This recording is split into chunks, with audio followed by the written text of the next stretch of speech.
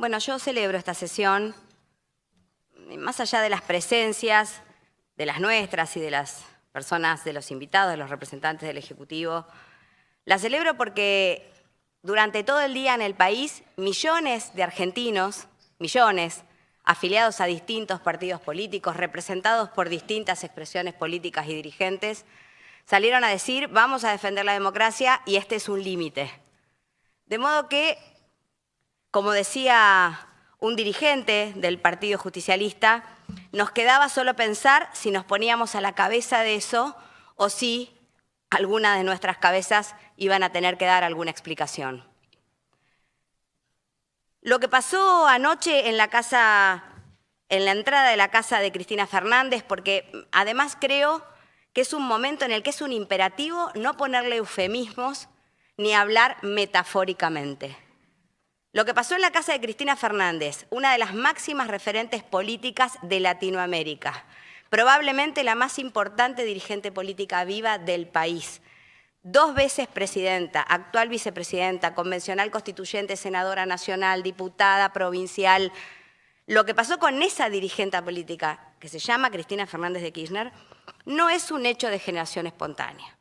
En las teorías científicas, la generación espontánea es una teoría obsoleta, por supuesto, que no tiene rigor científico claramente y por eso que se ha abandonado. Se explicaba que había un mecanismo por el que espontáneamente, a partir de la reacción de algunas sustancias orgánicas, se generaba vida. Bueno, por supuesto, esa teoría se dio a otras y en esto pasa exactamente lo mismo. En la reacción que se cristalizó de la manera más violentamente posible el día de ayer contra Cristina, hubo una evolución, hubo una escalada violenta que fue la consecuencia de cerca de 20 años de violencia simbólica y verbal en contra de un proyecto político y en particular de un par de sus referentes, hoy de Cristina Fernández de Kirchner. Esta situación de ayer, como lo dice la teoría de la evolución, es hija de otras muchas situaciones.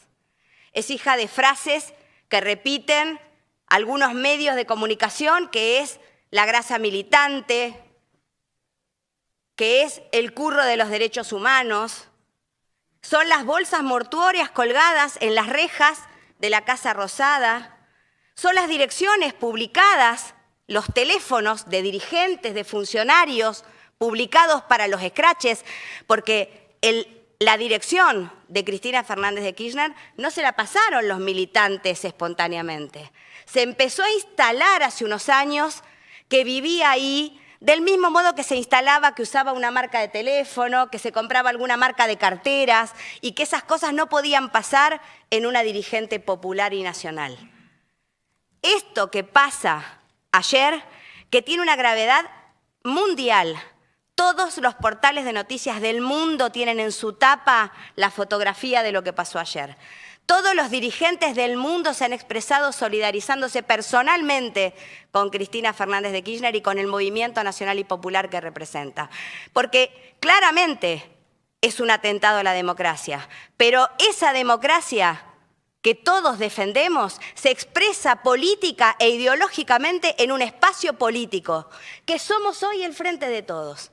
Es una amenaza a lo que significamos política e ideológicamente. No es una novedad, lo decía un diputado, tampoco es una sorpresa, porque la diferencia de posicionamiento político, las diferencias ideológicas con los mismos sectores con los que hoy tenemos enfrentamientos y diferencias son históricas en este país, históricas desde la conformación de la Argentina.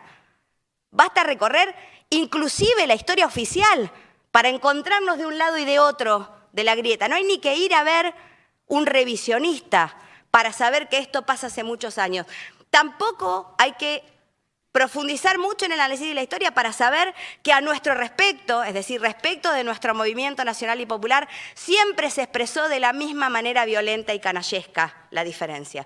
Porque el problema no es la grieta, el problema no es la diferencia, el problema no son los matices ideológicos o las diferencias ideológicas que tenemos.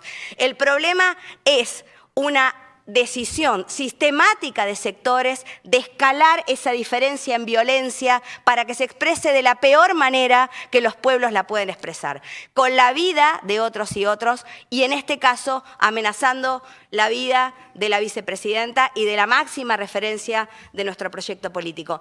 A esa situación que atenta contra la democracia, que atenta contra las diferencias políticas, que atenta contra la militancia, que atenta contra esos jóvenes de los que aquí se hablaba, que tienen ganas de participar en algún lugar, a esa situación hay que contestarle con más democracia.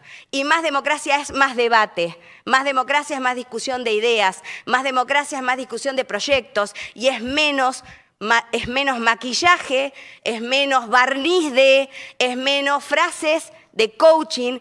Hay que darle más contenido. A esas escaladas violentas se sale con más democracia. Y la democracia debate ideas. La democracia se acalora. La discusión de ideas tiene vehemencia, tiene posicionamientos concretos.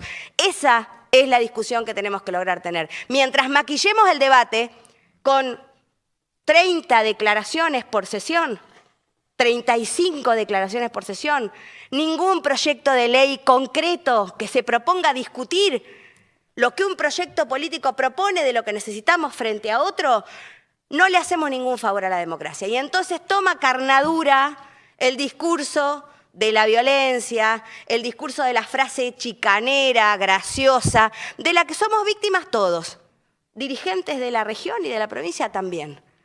Entonces, a la violencia, a la agresión física, a la violencia institucional, más democracia, más discusión de ideas, más contenido, más sustancia y más ganas de acalorarse para defenderlo de todos y todas. Gracias, presidente.